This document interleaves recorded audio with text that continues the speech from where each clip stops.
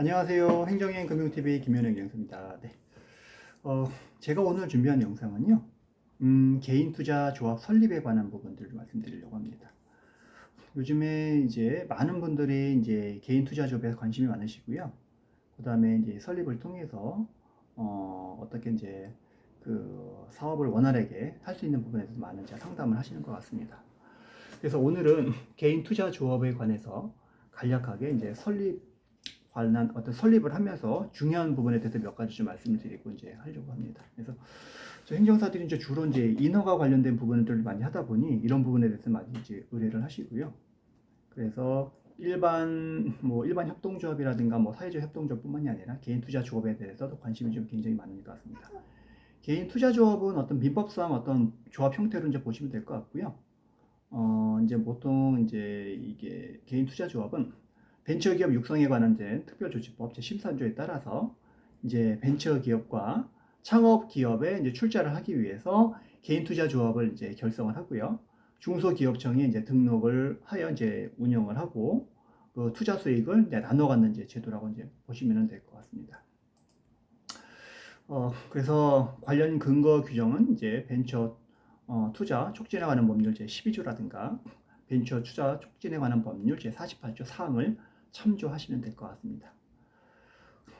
그러면 개인 투자 조합을 이제 왜 설치하는 부분에 아까 말씀을 드렸잖아요. 그래서 유망한 굉장한 어떤 그 벤처 기업에 이제 투자를 하는 거죠. 이렇게 투자를 해서 경쟁력 있는 이제 기업으로 이제 육성을 함으로써 이제 국가 경제 이제 발전할 수 있도록 이제 디딤돌을 만들어 준다고 이제 생각하시면 될 것 같습니다. 그리고 조합의 어떤 효율적인 어떤 운영과 이제 관리를 통해서 수익을 이제 극대화해서 이제 조합원들에게 이익을 분배하는 그러한 취지로 이제 설립한다고 보시면 될 것 같습니다.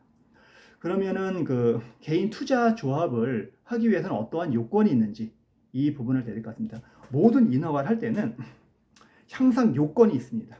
요건을 있기 때문에 향상 사업을 할 때는 우리가 조금 이제 좀 옆으로 3,000% 좀 빠져서 말씀드리면 이 부분 좀 말씀드리고 싶어서 항상 저도 많은 어떤 기업체를 만나고 대표님들을 만납니다.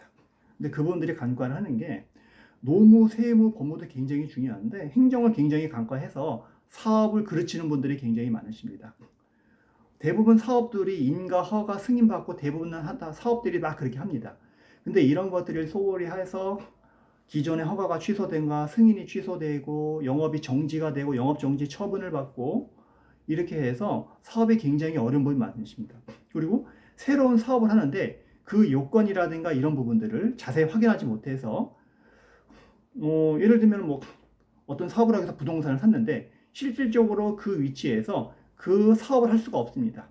이런 여러 가지 공법적인 부분, 행정적인 부분들을 그냥 파악을 해서 사업이 원활하게 흘러갈 수 있도록 만들어줘야 되는데 이런 부분에 대해서는 컨설팅을 제대로 받지 못하는 부분인 것 같습니다. 그래서 항상 사업을 하실 때는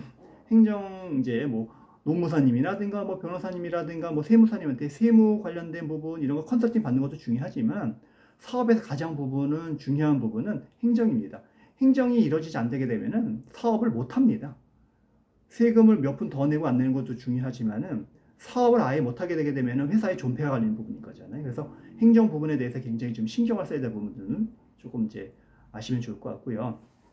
다시 개인 투자 조합으로 돌아와서 보면 개인 투자 조합의 조건은 출자 총액이 1억 원 이상이어야 됩니다. 그 다음에 출자 한좌의 금액을 100만 원 이상으로 설정을 하시고요. 조합원 수는 49명 이하입니다. 업무집행조합원의 출자 지분은 5% 이상이 되어야 되고요. 존속기간은 5년 이상으로 보시면 될 것 같습니다. 네. 그러면 등록 절차를 좀 간단하게 좀 말씀을 드리겠습니다. 개인 투자조합을 결성하시려는 이제 사람은 조합원 모집 계획과 투자 계획 등이 포함된 조합 결성 계획서를 VICS 시스템이라는 데가 있습니다. 여기다가 업로드를 하셔야 됩니다. 그러면 중소벤처기업부가 결선 계획서를 검토해서 그 결과를 문자로 통보해 드립니다. 그러면 결성 계획에 따라 조합 결성을 마친 업무집행조합원은 결성 총회가 이제 개최된 후 14일 이내 등록 신청서를 제출하셔야 되는데요. 잠시만요. 이제 이 시스템을 업로드를 하셔야 되는데, 그러면 여기 업로드를 할 때는 어떤 서류가 들어갔냐? 조합원 규약서가 있어야 되는 거고요. 그 다음에 조합원 명부가 있어야 됩니다. 조합 결성 의사록이 있어야 되고요. 조합원 전원 날인 하셔야 됩니다. 조합원에게 교부할 출자 증표 사본이 있어야 되고요. 조합원 명의로 조합원 명의로 개설한 금융기관 계좌의 잔액 증명서가 있어야 됩니다. 고유번호증을 만들어야 되고요. 세무서에 가셔가지고 임의단체 형식으로 해서 고유번호증을 만들어야 됩니다. 여기도 정관, 회의록 이런 것들이 다 들어가야 됩니다. 이거 별도로 또 신청 허가 절차이기 때문에 이 부분도 사전에 만들어 놓으셔야 됩니다. 이렇게 해서 준비를 하다면 조합의 여러 가지 뭐 도장이라든가 잘 준비를 하시고요.